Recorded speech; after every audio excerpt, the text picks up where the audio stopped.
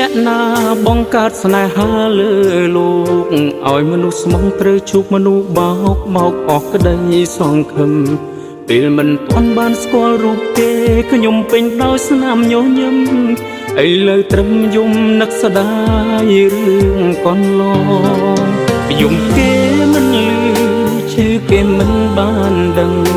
បើពេលនឹងខ្ញុំត្រូវស្លាប់បាត់ប្រហែលមិនដឹងផងព្រោះគេរវល់អោបអ្នកមិនជាប់ទ្រូងគ្មានសេះសល់មួយវិនាទីគិតខ្ញុំឡើយសួរខ្លួនឯងគេអស់ចាម្លេះអាចឲ្យខ្ញុំសើចយំជីវិតលាយឡំដោយរឿងប្លែកមិនចេះអង្សងឡើយពីមនុស្សម្នាក់ធ្លាប់តែរឹងមាំប្រែក្លាយជាទន់ខ្សោយតើថ្ងៃក្រោយខ្ញុំត្រូវរស់យ៉ាងណា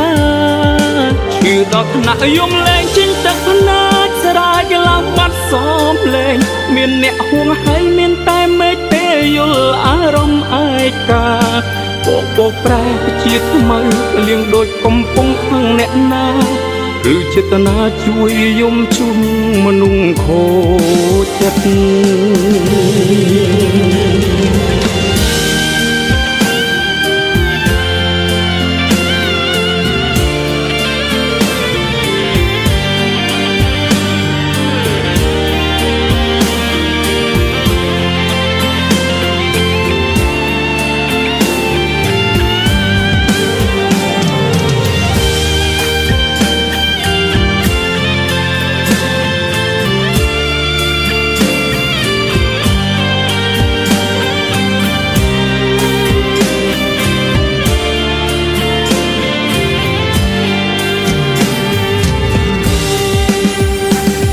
យំគេមិនលឺឈឺគេមិនបានដឹង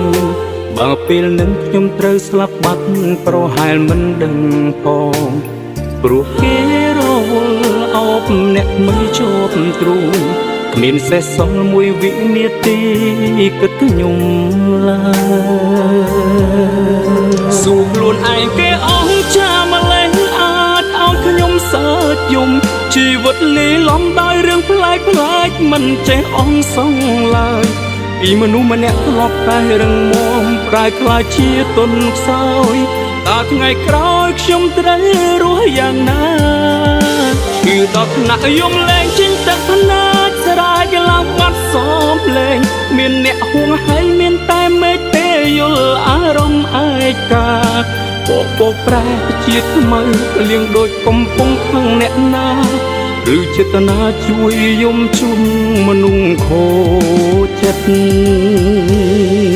សួរខ្លួនឯងគេអស់ចាម្លេះអាចឲ្យខ្ញុំសើចយំជីវិតលាយឡំដោយរឿងប្លែកមិនចេះអង្សងឡើយពីមនុស្សម្នាក់ធ្លាប់តែរឹងមាំប្រែក្លាយជាទន់ខ្សោយតើថ្ងៃក្រោយខ្ញុំត្រូវរស់យ៉ាងណាគឺដល់ថ្នាក់យំលែងចេញទឹកភ្នែកស្រាយឡើងបាត់សំលែងមានអ្នកហួងហើយមានតែមេឃទេយល់អារម្មណ៍ឯកាបោកប្រែជាថ្មីលៀងដូចកំពុងខឹងអ្នកណាឬចេតនាជួយយំជុំមនុស្សខូចចិត្តបោកប្រែជាខ្មៅភ្លៀងដូចកំពុងខឹងអ្នកណាឬចេតនាជួយយំជុំមនុស្ស